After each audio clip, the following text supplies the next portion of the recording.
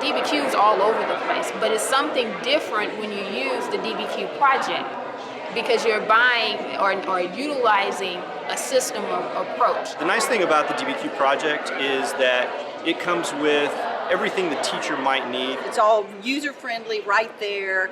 It's intuitive. The DBQ project works because the materials are so good. First of all, with content, the content that the questions that are asked address such important questions in world history and U.S. history. This is just a method to get kids to critically think by reading these documents, by being asked to then write their things out, to thrash it out, to be able to then put a piece of paper together, to have that holistic organization of thought. What happens is they forget that they're learning. They do the chicken foot and they do the bucketing and all those steps that are part of DBQ.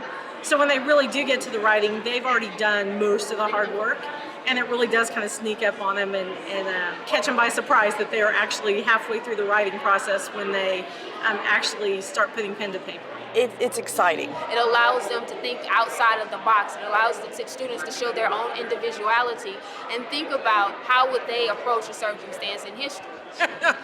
Well, the goal of a DBQ, by the time they get to the essay, you want them to care about the topic. You want them to be vested. You want them to be intrigued. You want them to share their thoughts. You know, one document's going to lead one question, and the next document might bring up more questions. You will see your classroom turn into a courtroom where they want to debate the topic. They want to write about the topic. They really want their views to be heard. The thinking that goes on in looking through and reviewing and analyzing the documents that then are provided takes students to a depth of thinking that they probably haven't done before. The fact that it's not easy and students can still find success, I think, is one of the major selling points and one of the things that really makes it work.